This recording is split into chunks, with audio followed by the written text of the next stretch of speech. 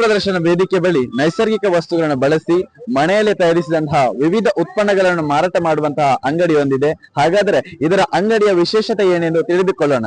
ಸ್ಥಳೀಯ ಮಹಿಳೆಯರ ಶ್ರಮದಿಂದ ತಯಾರಾದ ರಾಸಾಯನಿಕ ರಹಿತ ಸುರಕ್ಷಿತ ಉತ್ಪನ್ನಗಳಿಗೆ ಧರ್ಮಸ್ಥಳದ ಲಕ್ಷದೀಪೋತ್ಸವದಲ್ಲಿ ಮಾರುಕಟ್ಟೆ ಸಿಕ್ಕಿದೆ.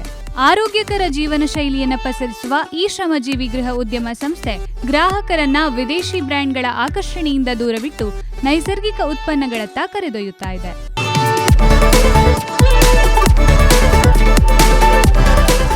ಇದರ ರೂವಾರಿ ತೀರ್ಥಹಳ್ಳಿಯ ಪ್ರಭಾಕರ್ ಕಳೆದ 3 ವರ್ಷಗಳಿಂದ ತಮ್ಮ ಪರಿಸರದ ಮನೆಗಳಲ್ಲಿ ಮಹಿಳೆಯರೇ ತಯಾರಿಸುವ ಉತ್ಪನ್ನಗಳನ್ನು ಸಂಗ್ರಹಿಸಿ ಮಾರುಕಟ್ಟೆ ಒದಗಿಸುತ್ತಿದ್ದಾರೆ.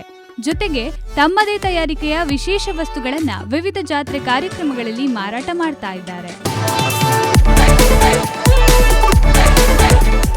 ಯಾವುದೇ ಬೃಹತ್ ಮೂಲಸೌಕರ್ಯಗಳಿಲ್ಲದೆ ಮನೆಯಲ್ಲೇ ಕೆಲಸ ಶುರು ಮಾಡಿದ ಇವರು ಲಾಭಕ್ಕಿಂತಲೂ ಸ್ಥಳೀಯ ವ್ಯಕ್ತಿಗಳ ಉದ್ಯಮಶೀಲತೆಗೆ ಉತ್ತೇಜನ ನೀಡುವುದನ್ನೇ ಗುರಿಯಾಗಿಸಿಕೊಂಡಿದ್ದಾರೆ. ಮೇಡಮ್, ಇವಾಗ ಕೆಲವರಿಗೆಲ್ಲ ಏಜ್ ಆಗಿರುತ್ತೆ, ಸೊ ಅವ್ರಿಗೆ ಬೇರೆ ಕಡೆ ಹೋಗಿ ಕೆಲಸ ಮಾಡ್ಲಿಕ್ಕೆ ಆಗಲ್ಲ, ಗೃಹಿಣಿಯಾಗಿರ್ತಾರೆ, ಮನೇಲಿ ತುಂಬಾ ಹೋಗಿ ಬೇರೆ ಕಡೆ ಪ್ರೆಸರ್ ಆಗಿ ಕೆಲಸ ಮಾಡಕ್ಕಾಗಲ್ಲ. ಅವ್ರ ಕೈಯಲ್ಲಿ ಏನಾಗುತ್ತೆ, ಉದಾಹರಣೆ ಒಂದು ಬತ್ತಿ ಕಟ್ಟು ಅದು ಮಾಡ್ಬೋದು, ಮನೇಲಿ ಒಂದು 2 ಅವರ್ ಕೂತ್ ಮಾಡ್ಬೋದು. ಅಂತ ಪದಾರ್ಥಗಳನ್ನ ಅವ್ನು ತಗೊಂಡ್ ಬರ್ತಾ ಇದೀನಿ, ಅವ್ರ ಹತ್ರ ಪರ್ಚೇಸ್ ಮಾಡ್ತೀನಿ.